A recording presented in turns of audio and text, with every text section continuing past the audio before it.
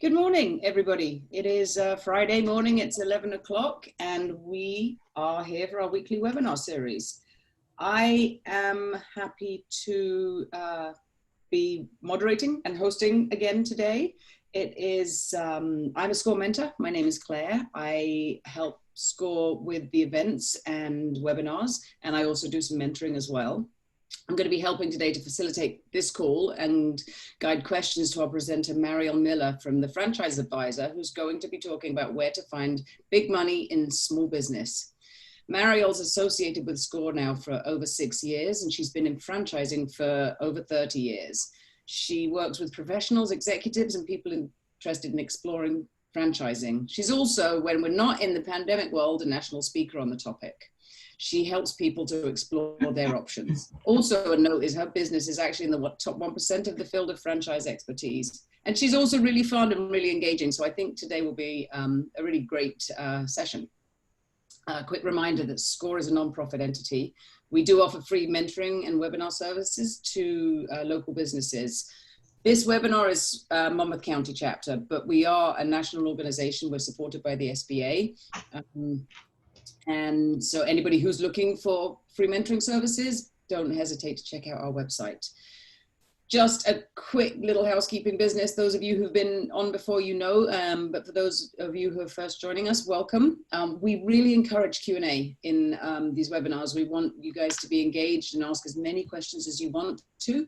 If you could put them in the Q&A function in Zoom. Don't use the chat function because I get confused easily, and the chat function is much less easy to moderate and make sure we get to everybody's questions. And we don't use the raise hands function either. So don't raise your hand because we probably won't see it. So that all being said, I am going to hand the floor over to Mariel. She can tell you a little bit about herself and start the presentation. Hi there. Good morning. Good to see you, Claire. Thanks, Mariel. You too.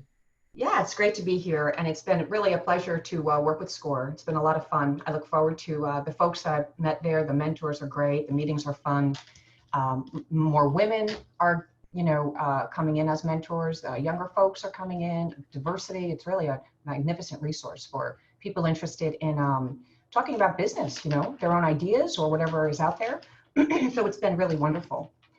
So I was thinking about, the topic today, and there's so many aspects of this conversation about what's going on in the franchise world.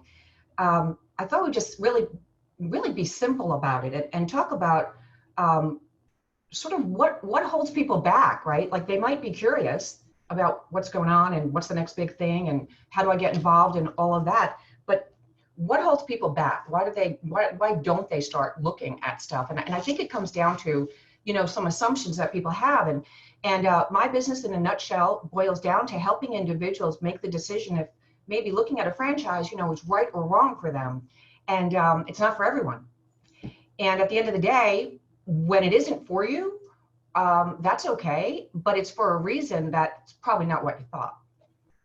And it's fascinating because franchises are, there's a myth to them, right? It's like, it's what is it people always think, you're buying a job or something like that. And that's not true. It's not true. I mean, everybody thinks if I'm going to get a look at franchising, am I going to be the 7-Eleven owner or something like that? As something you said the other day, it's fascinating. It's funny because that, you know, a lot of people have an opinion of franchising that came from, you know, the 70s and the 80s. Frankly, most people do. It's either that or they want to buy a Chick-fil-A. And once I said to someone, I'm going to change my website from the franchise advisor to I can get you a Chick-fil-A.com, because pretty much everybody wants a Chick-fil-A. And then we talk about it and they don't want a Chick-fil-A anymore. It's interesting. So what you had said, that's where we should start. So if we cover, maybe, unless there's more questions, if we cover what I have found to be the 3 general themes of what people are thinking as to why they don't even pick up a phone and call or start looking, they just sort of dismiss the idea. I think that would be a real value add for anybody who's on the, you know, on the live stream or on the replay, because I think it'll create some aha moments. I think that's why I'm on the planet, to wake people up sometime and just they're like, oh, didn't know that. So it's always fun for me. So let's start with that, what you just mentioned, right? People think that they're going to buy a job. Now that's okay if you're looking for a job, but it isn't really true. In fact, it's only a very small part of the picture. Back in the 70s and the 80s, franchising was just that. You know, people did buy Dunkin' Donuts and 7-Elevens and UPS stores, and they bought themselves a role, and that role replaced their corporate gig. And that, you know, was good or bad, depending. At least they were building equity in themselves, and no one was going to fire them, right? And that was a lot of what franchising was. And over the 50 years since then, I mean, 50 years is a long time, the industry has matured. And it's so fascinating that there is a model for anyone, regardless of what you do well, regardless of what you're trying to accomplish, regardless of the kind of money you want to make, and regardless of how much money you want to invest, there's probably something you should look at. So I put together just a couple of slides. So it might be good to get a visual. So why don't I share my screen? Okay. Let's start over here. All right, so you can see my PowerPoint, right, Claire? Yep. Work for that? Okay, good. Okay, so this is definitely one of the more fun conversations that we have with clients when we start in the very beginning. What are you trying to accomplish? What's the point? And could a franchise maybe get you there? So if we look at franchising, buying a business as a vehicle, just like any other vehicle, investing in real estate or a job, they're just vehicles to get you something more or something else. And normally people are looking to improve the quality of their life. Bottom line, they're looking to have more fun, I think. They're looking to, whatever that means for you. You know, for me, it's hanging out with my teenagers. They don't really want to hang with me anymore, but I still want to hang out with them. Thank God for the pandemic, you know, I got so much time with them. So other people want to build a nest egg, and other people want to diversify their wealth, and other people want to create some legacy for their kids, on and on and on. It's not just, I hate my boss. Very rarely do I talk to that guy. I hate my boss. It just doesn't, people advertise for that, but that's not reality. People want more creativity. They sometimes want to meet their potential. They want to do something that matters. Some want to affect a community. There's all kinds of reasons that people talk to us, and that's the first conversation. So when we figure out what you're trying to do, we can be very frank with you and say there may or may not be something out there worth a look. And the first place is the model. So let's see if I can advance the slide. Oh, you might want to start this show, right? Okay, so all right, so let's start looking at the models now. Because of where we are in the economy, over the last 3 years, most of the folks we've been dealing with, frankly, we're looking for passive or semi-passive investing to diversify. The word today is like hashtag side gig, right? But what if we did that in a way that built something far more lucrative than your career, right? So that was a big deal for the last handful of years because the economy had strengthened itself. So March 12th changed the game. Today, we're busier than ever because I really think there's a perfect storm. Folks realize folks experience today, what it feels like to work from home, right? Money's coming in, I'm effective, I have my freedom, I get stuff done, I'm not watching Oprah, I don't think she's on, but rerun, you know? Days of our life. I know, right? And they're like, I'm not going back. Like, are you kidding me? And I can't tell you, every single week I've had more than one person call for that exact reason. So people are looking to do it differently, right? So there's a plus in all of this sadness and tragedy. So let's start at the top line. You have the ability to be a passive investor in franchising. We don't necessarily recommend it. There are a couple of businesses, very innovative, where you could in fact do that. Take a chunk of change, be passive, money grows, the business sells, you know, cash out, what have you. It's almost like a real estate play.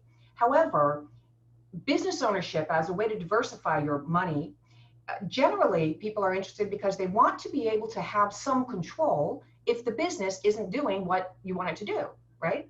I'm a good people manager. I could change staff or develop staff. I'm a good marketer, whatever. So the passive model isn't necessarily, it's not a traditional franchise model. Saying that, there are opportunities today for investment groups or whomever, and we certainly could look at that. It's just that there aren't that many. The active investor is where it's at. And that looks, in the second line, that looks like two different things. Active could mean that you are full-time, what we like to call career and income replacement, or you can do active part-time. We call that either semi-active or semi-absentee. The franchisors don't like us to say semi-absentee. They don't want to consider their folks absentee at all, right? So what it really means in, I guess, in reality, is somewhere in the range of 5 to 20 hours a week, more in the beginning, less when you launched. So let's just say a 10-hour, you know, on average after year one, 10 hours of your time, you're running this business, remote control a lot of times, you know, good solid technology, good solid systems, good solid HR processes for your good people in that unit or what have you. And that business, depending again on all the first questions we talked about, could be doing a whole lot of different things. You know, we could be creating your exit strategy from corporate America. That would be like a 3 to 5 year play. It could be diversifying your portfolio. It could be you want to buy, build, and flip like real estate. Come in and every 3 to 5 years you flip and you do another one. There's just all kinds of ways to do it. I'm here to tell you, it's interesting, right? Now, so that's the part-time semi-absentee, which we can look at. The next question, the third question is, if you are going the career and income replacement route, how would you like to do that? This is general. There could be more. I wanted to mention the 3 ways that we look at that. Owner-operator, technician, owner-operator, executive for the professionals, and then master development. So we'll quickly touch upon all of that stuff.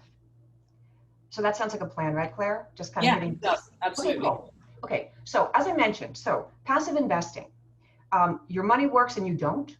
These will be brick and mortar. Obviously, it has to be a location-driven business.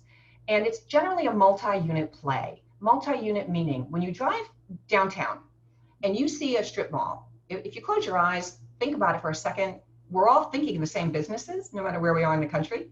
There's going to be a, excuse me, a budget hair. There's going to be a dry cleaner. There's probably Chinese food, and on, right?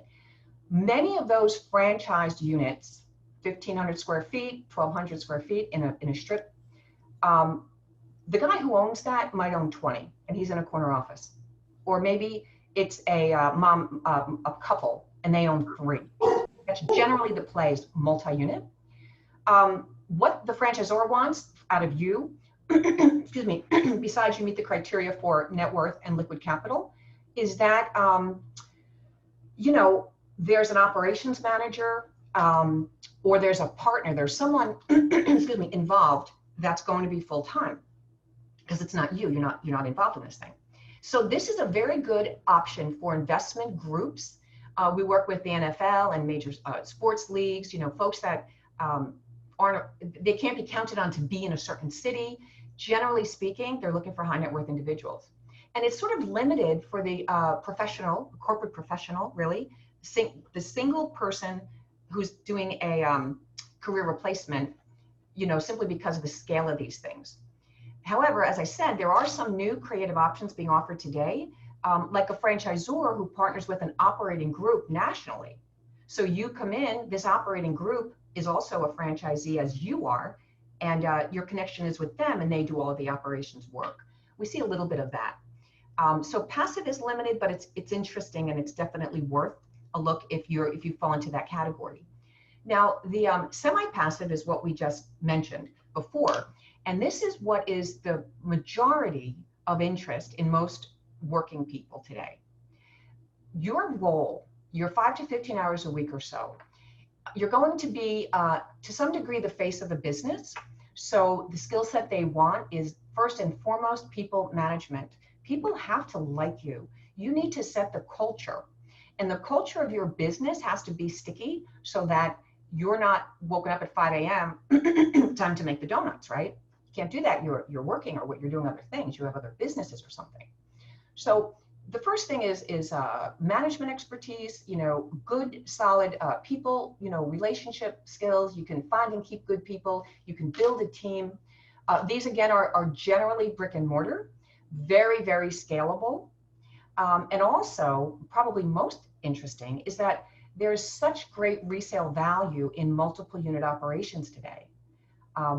Venture capital comes in and buys up multiple units, like a whole city, a whole DMA, half a state, a whole state that you might own. Other franchisees will buy that up. The franchisor might buy you out when you're ready to sell. So this is a great play. It goes a lot of different ways. And it is also a fantastic option for a lifestyle business for folks that are perhaps retiring and all they want to do is work 10 to 20 hours a week, right? And use their expertise, leverage their talent. So in this example, I mean, we have, options in every single category. Haircutting is really popular, food, adult, there's entertainment concepts like the hatchet throwing, which is really kind of new and exciting out there. Exercise, very, very popular for semi-passive. And then you have your traditional dry cleaning and laundromat. So the the semi-passive route is one to look at. It's also what we call career replacement transition. So we talk to folks and they say, this is how much money I'm making. I need to replace it. How can I do that? How much time do you have to do that? Where do you want to start investment? And then you can lay out a way where your business will eventually be performing at a level that your salary is or exceeding that. And there's a day in your future where you walk into work because you want to, not because you have to. And that's really fun to set folks up on paths like that. So that's the semi-absentee route or semi-passive route. And then the next one, or the popular one today, is what we call active ownership. Couple really cool things about replacing your career in a business. The first thing is that if we could look at businesses, if you're willing to give all of your talent in addition to an investment, all of your time, right, as a characteristic of a model that we're going to build, you're going to see very low investments, very high returns, depending on your skill set.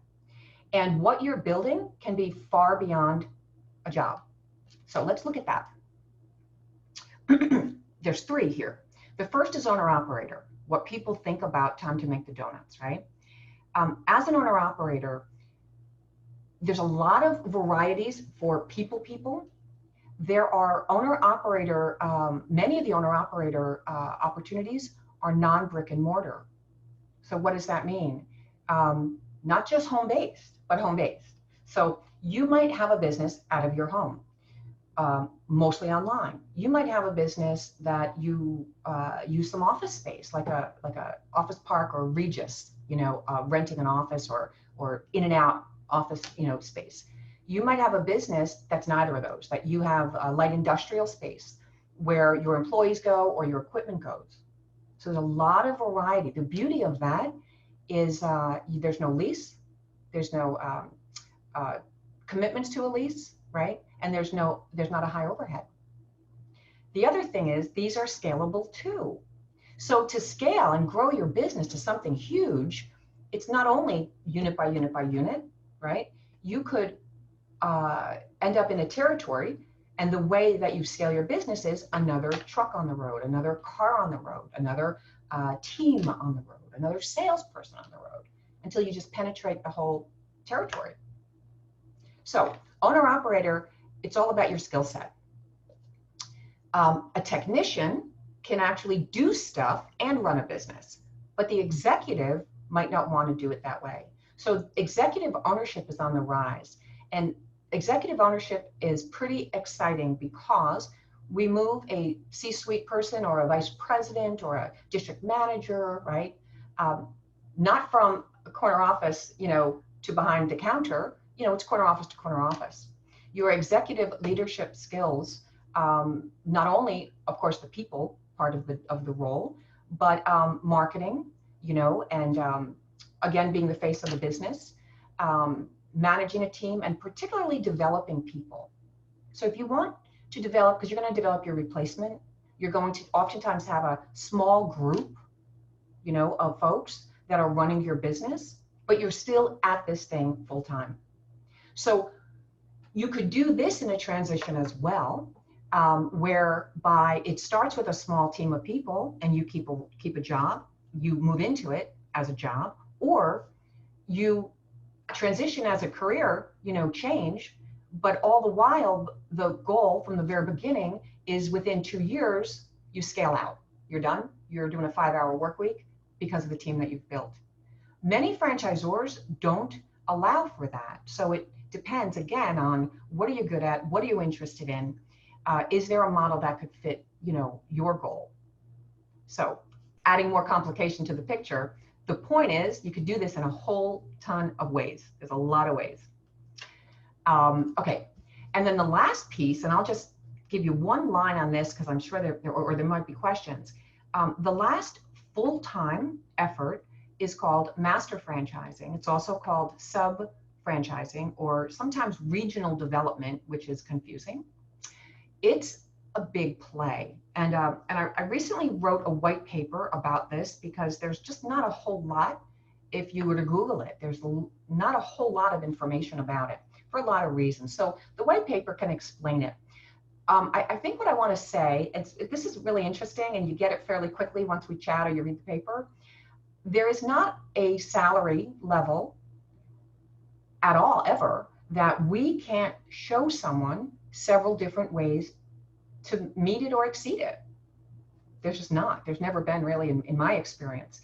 And that's what you want to do. You want to look at a whole lot of different ways, right, to get to your revenue goal. And master is the largest play available, yet it's not the most expensive thing to do. It's just large in terms of income potential and building an annuity almost out there. So if anyone's interested in master, I'd be happy to send out that white paper or chat about that because it's kind of fun. It's a fun conversation. So that's the whole picture on the first big question about, is it buying a job? Kind of sort of it is, but it's much, much bigger than that. So back to you. Oh, I can't hear you, Claire. I think you're muted. I had you muted because my doorbell rang and the dog started going crazy. So I didn't think people wanted to hear that. But yeah, it is fascinating. The whole franchise, I find the whole franchising thing fascinating. I mean, that movie, The Founder, I watched that movie. I don't know. Yeah, that was good. About McDonald's and how the McDonald's franchise came about. And that's what I always thought franchising was, right? Buy a McDonald's or something. So I find the topic fascinating. And Mary, I mean, we just my husband and I just bought a franchise, and I had no idea. Cheers. Yeah. Congratulations. Thank Love you. To hear it. I had no idea, and it's a non-asset one too, which is great, right? So we can run it in tandem with our existing businesses, and the investment was low, and there's no infrastructure to have to put in place. So and you're not making burgers. Yeah, I'm not flipping burgers, exactly, and I never knew things like that existed. So it's fascinating. We have some questions. Oh, okay. So we have a question. Is it true that some franchise organizations offered financial and operational assistance during COVID to their franchisees? Wow, great question. Yes. Yes. As a matter of fact, when COVID hit, the first thing that I did is I work with a consortium of about 140 people. And there's a small group of us, we mastermind every other week. We went from every other week to twice a week. And I figured, how do you keep tabs of what's going on? And every call, we have 3 franchisors on for 20 minutes, and we ask questions. How are the franchisees doing? What is corporate doing to support them? And what about new people looking? What do they get? And I have to tell you, The stuff that I have seen is absolutely mind-blowing. There are franchisors that completely stop royalty payments. There are franchisors that made all these grace periods. There's franchisors that are squirreling away, creating new revenue streams, like the ones that are already in hazmat suits. They came out, doubled revenues in the field. I mean, there's all kinds of stuff that's going on, because franchising at the end of the day, even though it's legal, what's in the most profound thing you find is that it's a relationship business. And like a marriage, right? You never have a fight with your husband and go to the drawer and pull out the marriage document and say, but you promised me, this. It's just a document. And franchising is a lot of documents. But at the end of the day, you're in business with a bunch of folks and they care about their franchisees if you're in the right one, if you're in the good ones. I only know what's going on in a small percentage, about 400 business franchisors, right? Out of 5,000, where there's a lot of awesome corporations that truly care about not only the revenue of the franchisee, this is important, but the profitability. It has to be with a little ampersand, revenue and profitability together. If they talk like that, you're with a good one, and they will take care of you. And I mean, and I can adding to that, right? So we had made a decision, just drawing from personal experience, we had made a decision to buy a franchise before the pandemic hit. And then the pandemic hit and we thought, well, oh, oops, maybe timing's not good. So we ummed and ahed on, what to do. And then the franchisor was so incredibly understanding of that, and they offered, they didn't change the pricing, but they deferred some of the expenses, deferred some of the minimum royalty fees and things like that. The franchisors are definitely offering, and they're not unique. I know that. So, firsthand experiences, yes, franchisors are being very, very accommodating. You can tell. Now, also, let me throw this at you as well. The SBA, I don't know if you know this, but the SBA came out with one of the more remarkable things that I've seen in 31 years. They are offering for new business startup, a loan that if you sign that loan before, I believe it's September 27th or September 28th, and I'm not sure if they're going to extend that. And now listen to this, what they're going to do. They will waive 100% of 6 months of principal and interest payments. They're giving you that money. Yes, SBA are giving startup business loans. Yeah. Oh, that's interesting. I think everybody's so. Yeah, there's a particular loan for a franchise. It's called the SBA 7A loan. Oh, wow. There's also a list, by the way, of approved franchises. Now, that does not mean it's a good investment. That's something that you're going to figure out, and I can tell you how. So if it's on the list, it does not mean it's a good investment endorsed by the SBA, so don't confuse that. However, if the franchise is not on the SBA list, they're not going to fund it. That's fascinating because everybody's so focused on the PPP loans at the moment that I know. Yeah, that's fascinating. Okay, so then we have a question from you. You okay with a few more questions? Yeah, go ahead. Yeah. So we have a question from Lorraine. You mentioned specifically Chick-fil-A. What is your take on that, or what is there to know that could be beneficial to a potential franchisee, so to speak? So speaking of Chick-fil-A in specifics, I believe. Yeah. So we can go on and on about Chick-fil-A on both sides of the equation, right? Like what's great about Chick-fil-A and what are the in what situation is it appropriate for you, and what's bad about Chick-fil-A and all that. So I'm agnostic on that, right? Because there's something for everyone. Chick-fil-A, however, first of all, this isn't an analogy. It's easier to get into Harvard than to get a Chick-fil-A. So I have a client right now, and he was an all-star collegiate athlete and, almost famous kind of a person. He had a best friend in corporate at Chick-fil-A, and he spent a year past the applications in the queue until he got a phone call that said that they denied him. And he was financially, qualified. So it's very hard to get into that franchise. In a nutshell, the only thing I'm going to tell you is it's not for everyone because of a couple of characteristics, and it is for some people. So number one, they want you to be an owner-operator and operate your operation, right? So they don't like a lot of multiple unit deals. I think they allow 2. I kind of think it's 1 though, and you do make an awful lot of money. However, because the investment is so low, you don't own that business. You do not have the ability. It's going to build equity. It's going to be a valuable asset. It's not yours. So what I see is people not only, replace their life or, all those wonderful things about a business. Yes, you can make the same amount of money and more and all that stuff. What they want is that big paycheck at the end. They want to know that in 5 years, 10 years, whatever, this thing is going to go from 0 to whatever, and I'm going to cash out at a multiple of earnings. It's mine, my money. And you don't have the ability to sell your business because it's never your business. Not for a $10,000 investment. It's not your business. It's their business. So it's kind of like a hybrid. It's kind of like a job.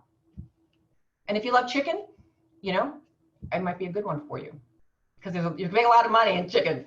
Yeah. So that's a good question. Oh, wait, you're muted again. Sorry, something's going on outside and my dogs are going crazy. It's really bad timing. Speaking of dogs, the pet industry is awesome, but go ahead. Oh, we should talk about that, right? Yeah, we should. Actually, we should talk about some of the industries that are good, ones to head into at the moment. Maybe we have. Did you have a slide on that? I do. This is a portion of a live stream. So we do these monthly live streams and we dive deep into all these different topics. Let me pop that one up. Okay, so you know what? I didn't take your screen, did I? Share screen, okay. Yeah, let's talk about this because this might very well give us some more conversation. How do I get out of this? Let's see, hold on a second. All right, that's me. How do I get out of this? Okay, let's get out of this one. Bear with me 1 second. So the second thing that keeps people away, right? So the first conversation was about the models. So I hope I opened someone's eyes about definitely you should be looking. Whoever you are, you should be talking to someone. Okay, so this is a portion of this thing. So now what happens? So you go to the internet, you go to a show, you pick up Entrepreneur Magazine and you're like, oh my gosh, look at this. Like, look at all of these different types of businesses. What the heck? Where am I going to make money? And the problem is, if I could be so bold as to tell you, that you're looking at this as a consumer, most people, and you're looking at it based upon your own preferences, right? Your own thoughts and ideas. And I highly doubt you know the statistics on all of the different sectors and categories. I think you're probably making a decision like this. Do I think my town needs it? Would I go there? Would I eat it? Would I do it? Is it cheesy? Does it look good? And those aren't the ways to go through categories and to decide. The category choice is directly correlated to your risk tolerance. Let's just say, for argument's sake, everyone's risk tolerance is incredibly low right now because there's no businesses open, right? So what do? Normally, when I'm talking to you, we're going to talk about, out of all this stuff, we're going to talk about 20 categories that over time, over the last, 16 years or so, I figure you can't lose. There's about 20, sometimes in that range, anywhere from 15 to 20 categories. And in there's a lot of good stuff. So we don't have that today. I'm working in about 4 categories right now. The only thing I would show you is the only thing I would show my own brother, and that would be something highly, highly durable, essential services. That's what they call those. So while everything will rebound, I believe consumers consume, and I believe every one of these categories is going to rebound. The problem is, who knows when? So why don't we talk about the durable stuff and start there? Because the people who are bold enough to just move on forward, they're not frozen in fear because of COVID, are killing it in these areas. And that's where you want to, I forgot what that disclaimer was. Something about I don't play one on, I'm not a lawyer, I don't play one on TV. I think that was what that disclaimer was. Okay, so it was a while ago when I did this one. Okay, so home services has always been in the top 3, at least personally, a place where I love to open your eyes about home services. Lots of different reasons. I won't give you statistics because 82% of statistics aren't true. I'm kidding. Why is home services a great place to be? These are the jokes, Claire. Okay, first of all, low investment, very easy to run, very essential. A lot of this stuff is essential. People, think about this. When you're doing your bills, aren't you paying your mortgage or rent first and then your electric and water bills? People pour money into their homes because it's your asset, right? The American dream. And especially now, everyone's home so much. It's going crazy, actually. Okay, so in-home services, I'm just going to give you some ideas because it'll confuse us if we go too deep. So repair and renovation. And again, where we're going to look has to do with your risk tolerance and your interest level. As an investor, not really, unless you want to be a technician. Most of the times, you're going to tell me you don't want to paint a house.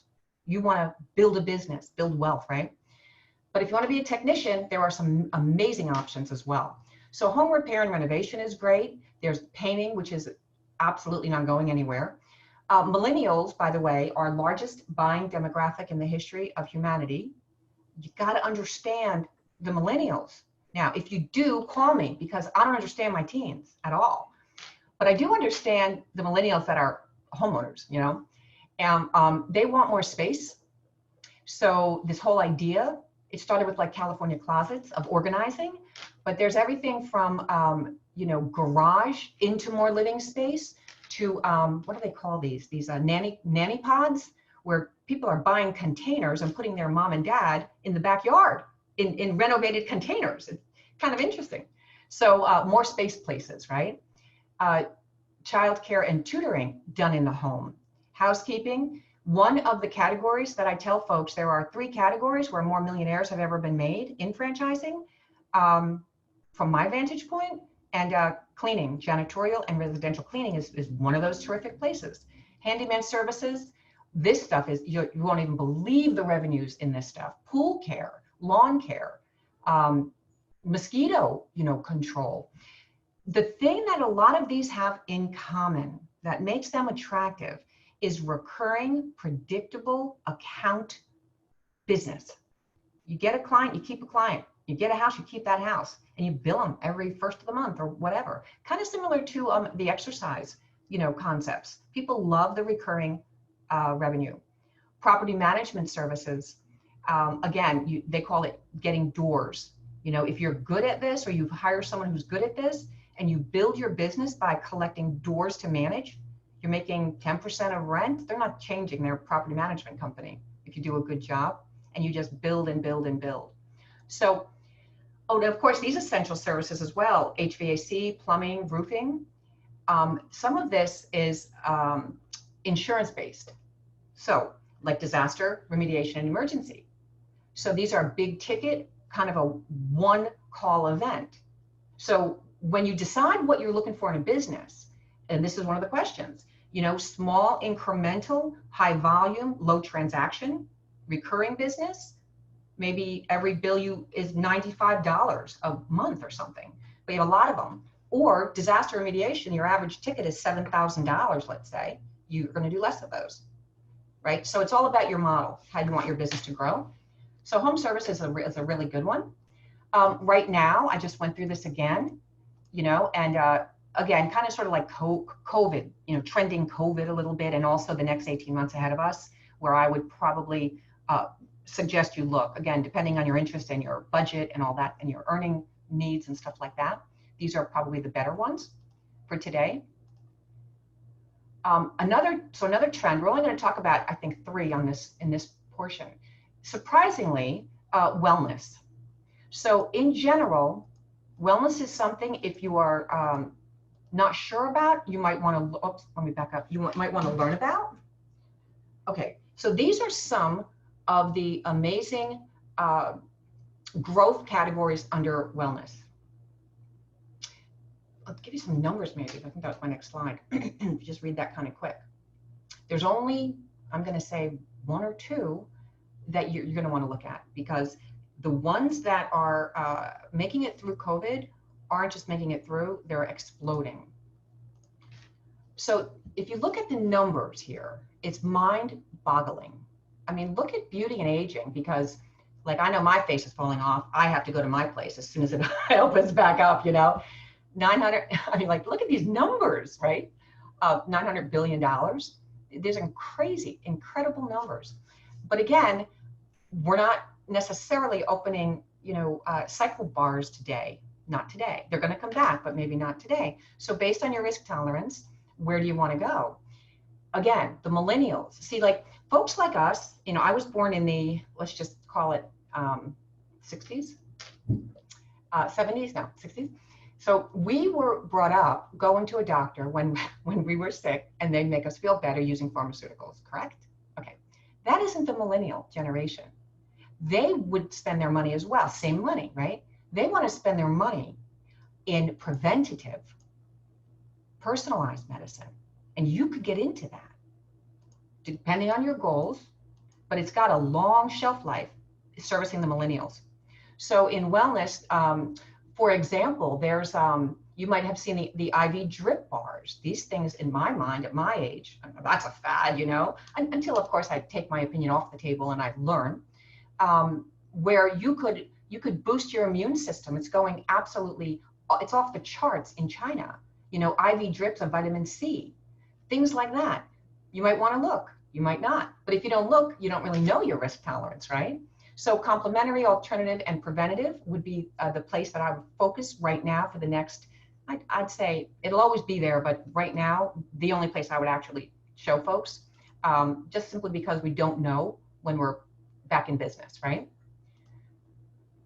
Okay, and then here, of course, is the probably the largest, highest demand category.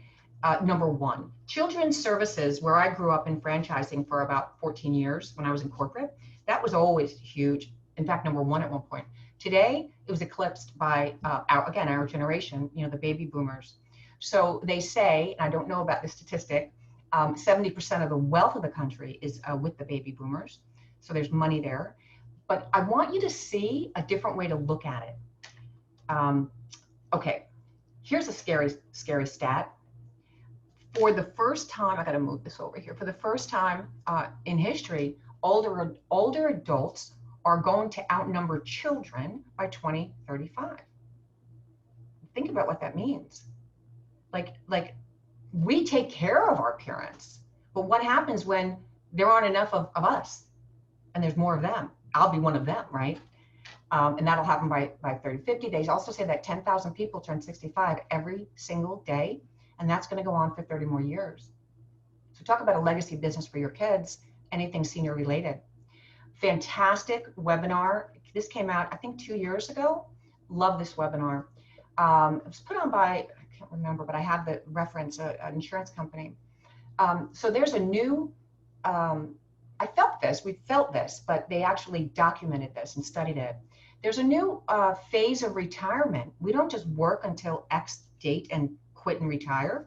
There's sort of this 5 years before a pre-retirement thinking phase. I talked to a gentleman yesterday, an executive, actually a McDonald's executive, high level guy. And he called me and said, I listened to you on your website. I started thinking about this. I have a 3 to 5 year window. I'm not sure what I'm going to do, but retirement wasn't the option, right? Because now there's this break. More than half of folks working today are going to take a break for 2.5 years, recharge, think, work with a business advisor, work with a career advisor, become a yoga teacher, who knows, but they're going to do something different. And then they go 9 more years investing their talent, their experience, their wisdom, building something, making something happen, giving back, creating, right? It's kind of exciting. And then maybe they play golf then. It's cool, right? Well, it's cool for this reason. It's opened up an enormous number of possibilities for you, someone who might want to buy a business. Because seniors aren't all old. You know, I'm a senior. I act probably like I'm 20 half the time. I try to anyway. You know, energy, you know, health, vibrance, right? They need stuff. They need exercise, entertainment. They need travel. They need work. They need friends. They need love. They need all these things. They don't just need medical care, is what we think about when we think senior. So what I call a younger senior opportunity, you can't lose. You can't lose also if you mix, what's the new word now? Like mosh, if you mosh 2 strong categories, right? Like fitness is a great category. It'll come back strong. Fitness and seniors, bang, that's a durable business, right? Home improvement, fabulous business. Home improvement and senior. You know, customize a home to grow old in it. That's a franchise, right? So today, if we just kind of deal with the COVID, oh, sorry about that. Here's where I would probably stay. Oh boy, I went backwards here. Hang on one sec. Let me just go back here. Yeah, I would probably stay something more durable. You know, it might not be as sexy as sports, recreation, travel, and fitness, but it's one to take a look at. So that's the younger senior space, right? And then we have, let's see if I'm actually showing this. Okay, I'm sorry about that, guys. Okay. So these are some stats about what most people think when they think senior. We talked about the 10,000. These are some numbers, just because we're going to talk about this quick, a comparison of long-term care in the US, like private nursing. We had to just do this with my mom recently, assisted living. You know, look at these numbers. And yet in-home care, most people want to age gracefully in their home. Pretty much everyone does. And it's so much less expensive. It's just got its own caveats. You have to do it a certain way. And there are so many beautiful quality organizations through franchising that solve the demand here. So what are some necessity-driven senior options? So companionship. There's two completely different ways to do this, medical and non-medical. There's meal prep. There's housekeeping strictly for seniors, like we said, handyman services. This idea of advocacy and life management, you know what that really is? That is basically investing money in the child you don't have to take care of these things for you. There's a way to learn how to launch that business. All kinds of grooming. Older folks might not want to exercise or get their hair done with a bunch of millennials, right? Teens and 20 and 30-year-olds. End of life care. We talked about home improvement and customization. And the list continues to go on. But these are some in senior that are sustainable, you know, now, and they will be. They're not going anywhere. So the categories, couple. There's a fourth one, which we're not going to go into too deep, that I failed to bring up, but it should be looked at for those execs that have sales and marketing skill, and that is the B2B space. Lots of great career options in the B2B space. It fits this set. So after we figure category, a whole nother conversation has to do with like your budget, how much you have to make, what about a break-even time frame, and then of course what's available where you live, and will it grow to what you need it to grow to, and how does it fit with the kind of stuff that's going to make you want to get out of bed in the morning. You know, all of that is, I think, as important as category, but I think it's the money and the category where the conversation starts. So I don't know if we have any questions about that.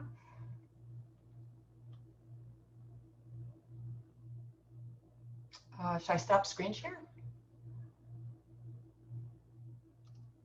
Okay. I can't hear you, Claire. You're being brilliant, but we can't hear you. And I was being really interesting then as well. Really? Hey, when that happens. So we have, and this is actually a great question. What is the failure rate of a typical first-time franchise owner? And which of the ownership strategies that you had described in the beginning, passive and etc., are most likely to succeed? All right, so you know, I love statistics. There's lots of studies. There are several groups, not a lot. There's 2 or 3 groups in franchising that study all this stuff. And so we could always talk offline and get you studies. Bottom line is the failure rate overall. It's not about. Okay, what it is about is the category. It's about the category. There's a change in the category, not the model. Okay, that's what's been studied. So there are variation, but across the board, it's the same as normal small business. But what the numbers that we see is a 10% is reasonable to expect. So if you're looking at a system with 40 units open, if 4 people shut down, I wouldn't be too worried about that, but I would talk to every one of those people, figure it out, because I would look for patterns as to why. The majority of the time, it was a bad fit. The person bought it for the wrong reason. The franchisor sold it for the wrong reason, and or combination. undercapitalization, and or they didn't follow the proven model. Those are the reasons that these things don't work. And the franchisors go through a sort of a vetting, the franchisors go through a vetting process as well. So if if the older the franchisor, I would imagine, if they don't believe you're going to be successful, they don't want you either. So they'll do whatever they can to help the success of the business, which is, I guess, one of the benefits of a franchise, right? They're sort of like your parent helping you to grow up in your business life. Well, you know, and again, there's a normal distribution, right? Like the normal curve, right? So the majority of businesses in franchising are very average, right? Mediocrity. And then there's awesome ones that you just got to see, because you want to raise your bar. You want to see greatness, and then you'll know how to figure this out. And then there's ones you got to run away from. Please don't walk, but you got to run. That's with every group of anything. So the majority is very average, shades of gray. Good, solid franchising, the right way to do franchising. They're not selling anything. They're checking you out. You're checking them out. They're not giving you the business if you could breathe, you know, fog and mirror type of thing. They're not hard selling.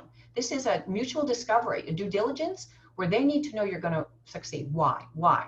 Well, not only because they make their money when they're we call it royalty sufficiency, when the corporate office is meeting and exceeding their expenses based on 5, 10, 8, 10% that they're getting off the top of all these businesses out there. And when you do your discovery, and I have all kinds of like checklists and stuff to help you do this, if you don't walk away from your discovery and say, holy cow, for 8%, I get all that, I could never do that. That is so worth 8%, I'd give them 9. If you're not saying that, you walk away.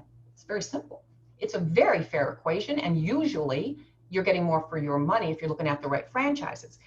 The reason the franchisor doesn't want you to fail isn't just because they live off of and earn their royalty. It's not only that. The other reason is this. By law, some people don't know this, by law, you have the right to all of the contact information for all of the existing owners and the previous owners for a 2-year period. Okay, you request that. It's part of discovery if you're a qualified guy. All right, that's huge. So look back. The franchisor that closed 4 units or 4 units failed, that's frightening if they failed because of the franchisor, because you are going to call him. You're probably not going to stick around and be interested. Or if you're looking at 3 or 4, which you should do, that's going to fall very low if 3 out of 4 people say the franchisor lied or the marketing doesn't work, right? It's symbiotic. Like it's symbiotic. Like you guys are in this together, and so you just got to know how to study it. It's very, very interesting, and it works. The way that the FTC came in the 70s, 80s, and fixed it so that you, the buyer, have a transparent process. That actually works. And again, nothing is risk-free. I mean, you could buy the perfect business with no failures and not wake up in the morning. You'll be a closure if you don't go to work, right? So there's no, COVID is going to close a lot of businesses. There's no guarantee. But if you can study it and you could make a decision based on data, based on not your opinion, but based on data of what really happened, you could mitigate your risk and you could make your decision really cognizant and really know if you should go jump or not. That's how I started my business in 2004. I studied 14 people who do what I do. And I walked away and I said, I'll never be the number one guy, but I will replace and improve my income and my quality of life, and I will raise my 2 kids on my schedule. And I did that because of my discovery process. So great question. Another question is, what was the name of the consortium? You mentioned a consortium earlier. What was the name of? The one I'm associated with? Yeah, I think Frank asked that question. I think that's what he's asked. Oh, so there are about 5 of these groups of folks that do what I do over the years. I'm in one of the 3 larger ones, nationally, internationally, called FCC. And so we are all individual business owners. We work across the country. And I work nationally, by the way. We all work nationally, right? So it doesn't matter where you live. And so what we do is we share best practices and we share a portfolio of companies that we help go national, and we help, people understand how to do this. So it's a career thing. It's like an association. Thank you. Okay. Then we have,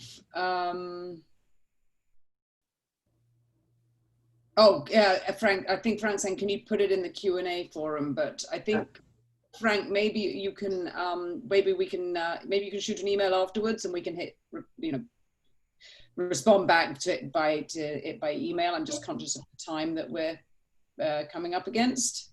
Oh, okay. Yeah, I'm gonna just, for those of you for those people whose questions we haven't answered or we don't get to, if the webinar hasn't answered them, and I'm sorry, just because we are heading up to time limits, feel free to send an email either to Mariel directly or to monmouthscore@gmail.com, and I'll put that in the chat, and we'll try to get your questions answered, because I realize there's a few of them and we haven't got to all of them. So I'll just take I'm going to take one last question, and then we'll wrap it up. But so for service-oriented businesses, does the franchise provide a customer base, or do I have to create my own? For service-oriented business, so that's a really good question. So in 100% of the cases, the franchisor is responsible to provide for you a very well figured out and a proven model for customer acquisition. And during your discovery process, you're going to hear enough of that, not everything, but enough of that to determine if you believe the customer acquisition program is going to get you a small percentage of the buying population, enough to make you successful. If you follow it, if you could follow it, and if you will follow it. So we got to figure that piece out. We also have to figure out competition. All right. That plan will always include you as the main character to execute, whether it's digital or local or whatever. And in some cases, and in more cases than ever before, the franchisor offers not only national accounts. So if you're you do car leather interior improvements or something, they might have an account with Hertz in your market. You get that. They also have call centers, and they also have people on the phones and all of that. Every franchisor has a different level of support when it comes to customer population, but this is not by any means a job. You're not an employee. You will drive your own business. If they handed you business in your market, they might as well open a corporate store, right? And not take 8%, take the whole thing. So you do build your own business, but you do it faster than you could possibly do it on your own. And you execute the plans that are very well fleshed out, to do that. So I was just gonna try to show you my email. Did you see that, Claire? Do you see my email? I do, I see it. Yeah, so, happy to shoot me a text or an email or what have you. I'll be happy to answer the questions that are left, and I also want to share with you guys, I have a whole lot of copies of the best book ever written in franchising. It was written by my business partner. It's called The Franchise MBA. And it is everything I said and a whole lot more about how to conduct a thorough discovery if you've come across a brand that you might want to know where it falls on that normal curve, right? Is it average? Is it better than average? What are your rights by law? How do you do the math? It's a great book. So I am happy to send you a copy, an actual physical copy like this. It's physical. I have like 100. So happy to send that out to you because I do think it's a good read for you if you're interested. Yeah. That's great. Thank you, Mariel. Okay, so I'm going to wrap it up because it is 12, and I just want to say thank you to everybody for joining. Thank you so much, Mariel. That was a great presentation. We will send out some information afterwards. We'll also send a survey. It's really helpful for us if you can, complete the survey, just because it helps us to know, for future webinars, what we can change, what we can do different, different content, etc. We're always looking to improve them. We do have webinars every week. We don't have one next week just because it's bank holiday weekend, but we have them every Friday at 11 now. So keep an eye on our Facebook page and our website for the upcoming webinars. I think we have Dr. Alison Block in the next one in 2 weeks, just talking about how to keep your emotions in check in business and don't respond with emotion, etc. And I've been on a webinar with her before and she's really great. So that's coming up in the next couple of weeks. We are also going to be changing our registration process, just so you guys know. So we're migrating to a new system within SCORE. So just keep an eye out for that. It'll still be on Facebook, still be, but the registration links will change slightly and won't be directly in Zoom. So for those of you who are frequent attendees, just be aware. So you'll get a copy of the book if you want it. Reach out to Mariel, and the white paper also. And I think that's all I have. Just a reminder, free business mentoring from SCORE. So just remember that. And I think that's all I have. Thank you again, Mariel, so much. We really appreciate it. It was wonderful. A lot of fun. And have a wonderful 4th of July. Yeah, you too. Stay safe, everyone. Stay safe, everyone. Happy to chat with you.